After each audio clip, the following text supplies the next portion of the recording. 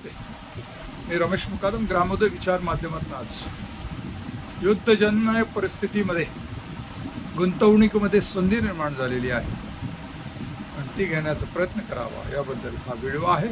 आवडला तर लाईक करा, सबस्क्राईब करा आणि फॉरवर्ड करा. आखाती देशामध्ये अमेरिका आणि इराण यांच्यामध्ये युद्ध चालू आहे आणि त्यामुळं जगभराचे शेअर मार्केट खाली आलेले आहे.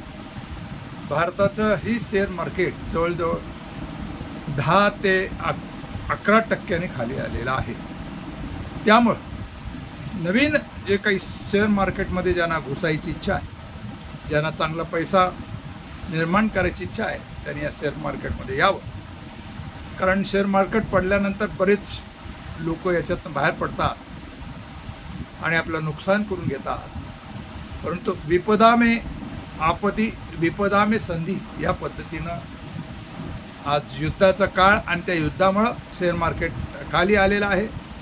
बरेच चांगले शेअर, चांगल्या कंपनीचे शेअर हे खाली आलेले आहेत. त्यामुळे ते सस्त्या दरात घेण्याची संधी आलेली आहे. म्हणून नवीन जो कोणी शेअर मार्केटमध्ये घुसू इच्छित असेही उकाने या शेअर मार्केटमध्ये आता पडायला काय हरकत नाही. ज्यांना लॉंग टर्मचा इंटरेस्ट आहे, 10 वर्षानंतर 15 वर्षानंतर जे आपले शेअर घेऊन ठेवतील त्यांना चांगला प्रॉफिट मिळणार आहे आणि त्याचा फायदा सर्वसामान्य लोकांनी घ्यावा अशी अपेक्षा आहे. जसं युद्ध भडकेल तसेच तेलाच्या किमती वाढतील, महागाई वाढेल आणि त्यामुळे शेअर मार्केट अजून खाली येईल. शुगर फॅक्टरीचे शेअर यांना महत्त्व येणार आहे. कारण मिथेनॉल जे पेट्रोलमध्ये वापरलं जातं त्याला महत्त्व येणार आहे. त्यामुळं मिथेनॉलचे जे काही शुगर फॅक्टरी आहेत त्यांचे शेअर वाढणार आहे.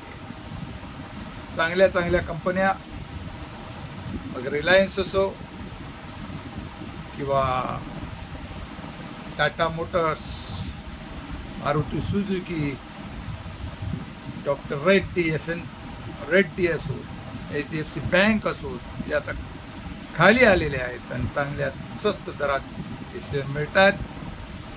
आपण घेतले तर त्याचा लाभ आपल्याला निश्चित होईल आणि आर्थिक सबलीकरण, आर्थिकदृष्ट्या ज्यांना सक्षम व्हायचा त्याने यायला काही हरकत नाही.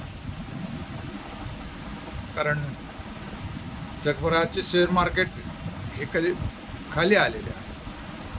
मोठमोठे जे काही विदेशी जे गुंतवणूकदार आहेत त्यांनी आपले पैसे काढायला सुरुवात केलेली आहे.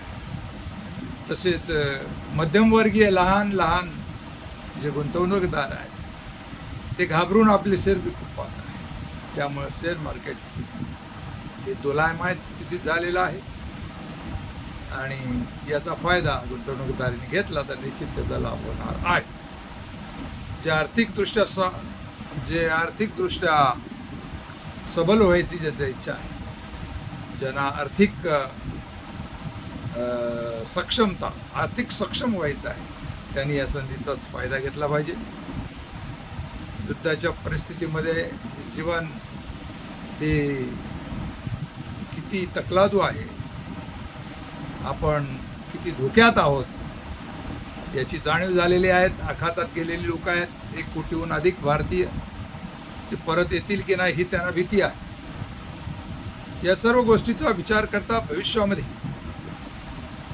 आर्थिक साक्षर होणं गरजेचं आहे. त्या दृष्टीनं प्रत्येकाने आपला मेडिकल इन्शुरन्स काढावा, एक स्वतःचं डेमॅट अकाउंट काढावं आणि त्याच्यात चांगले शेअर्स घ्यावेत आणि टर्म इन्शुरन्स देखील काढावा, जेणेकरून आपल्याला काही झालं तर आपल्या कुटुंबाला त्याचा लाभ होईल.